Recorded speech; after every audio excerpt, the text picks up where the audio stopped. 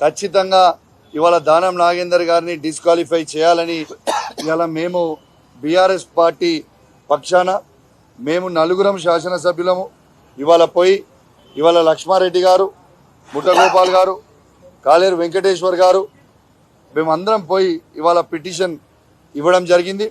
Speaker గారు కూడా ఖచ్చితంగా చూసి మేము యాక్షన్ తీసుకుంటామని చెప్పడం జరిగిందని చెప్పి కూడా ఈ సందర్భంగా మీకు తెలియజేస్తా ఉన్నాను. నేను ఒక్కటే అడుగుతా ఉన్నాను, ఈ తెలంగాణ రాష్ట్ర ముఖ్యమంత్రి గారు రేవంత్ రెడ్డి గారు ప్రతిపక్ష నాయకుడు ఉన్నప్పుడు, పిసిసి ప్రెసిడెంట్గా ఉన్నప్పుడు ఏమని చెప్పింది నేనంటే ఆయన అన్న మాటలు మీకు చెప్తా ఉన్నాను. ఒక పార్టీలో గెలిచి ఒక పార్టీలో చేరినోని రాళ్లతోని కొట్టి చంపాలన్నాడు.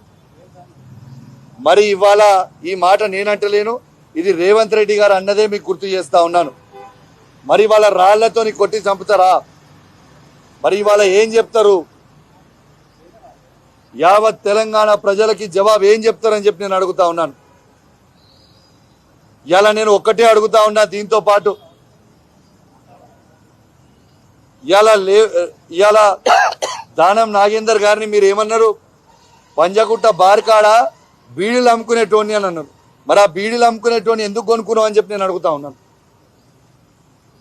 మేము ఖచ్చితంగా చెప్తా ఉన్నాం, బీఆర్ఎస్ పార్టీ బీఫామ్ మీద గెలిచి వదిలిపెట్టి పోయిన నాగేందర్ గారిని 101% ఇలా ఎమ్మెల్యేగా డిస్క్వాలిఫై కాబోతా ఉన్నారు. చాలా మంది అనుకుంటుండొచ్చు, అరే ఇది ఇప్పుడు కాదు, టైం పడుతుంది కదా, ఇది చేయవచ్చు కదా అని. అట్లా లేదు. సుప్రీంకోర్టు జడ్జిమెంట్ ఇచ్చింది, 3 months లోపలనే డిసిషన్ తీసుకోవాలి స్పీకర్ గారు అని సుప్రీంకోర్టు కూడా జడ్జిమెంట్ ఇచ్చిన దాఖలు ఉన్నాయి. ఖచ్చితంగా 3 months లోపలనే దానం నాగేందర్ గారు డిస్క్వాలిఫై కాబోతా ఉన్నారని చెప్పి ఈ సందర్భంగా తెలియజేస్తా ఉన్నాను. రేవంత్ రెడ్డి గారిని చూస్తున్నా బాగా నవ్వుతున్నాడు అలా జాయిన్ చేసుకున్నప్పుడు. నువ్వు కొట్టినావు, మేము తీసుకున్నాం. మేము కొట్టినప్పుడు నువ్వు లేవకుండా కూడా అవుతావు అని చెప్పి ఈ సందర్భంగా నీకు కూడా తెలియజేస్తా ఉన్నాం. ఇలా ఒక సింహం ఒక అడుగు ఎనికేసిందంటే 4 అడుగులు ముందలకి దుంకడానికి ఇది మర్చిపోకు అని చెప్పి సందర్భంగా తెలియజేస్తా ఉన్నాను. ఇంకా మాట్లాడుతూ ఉన్నాడు, మొన్న మేము గేటులు తెరిచినాం మొత్తం వస్తున్నారని. బిడ్డ నువ్వు గేటులు తెరిచినావు, మేము ఇంకా గేటులు తెరవలే.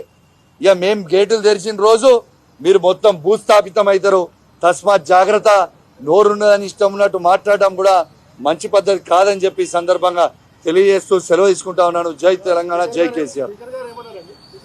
స్పీకర్ గారు ఖచ్చితంగా యాక్షన్ తీసుకుంటాం, పరిశీలిస్తాం. మేము ఖచ్చితంగా we will get back to you అని చెప్పారు. 101% తీసుకుంటాం అనేది ఇదైతే చెప్పిండ్రు. పాజిటివ్గా తీసుకుంటారని మేము ఆశిస్తా ఉన్నాం.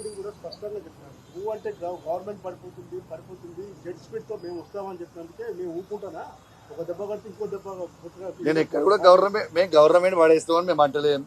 ప్రశాంతంగా 5 ఏళ్ళు నువ్వు నడుపు, ప్రశాంతంగా ముఖ్యమంత్రిగా నువ్వే ఉండు, మేమేమంటలేము.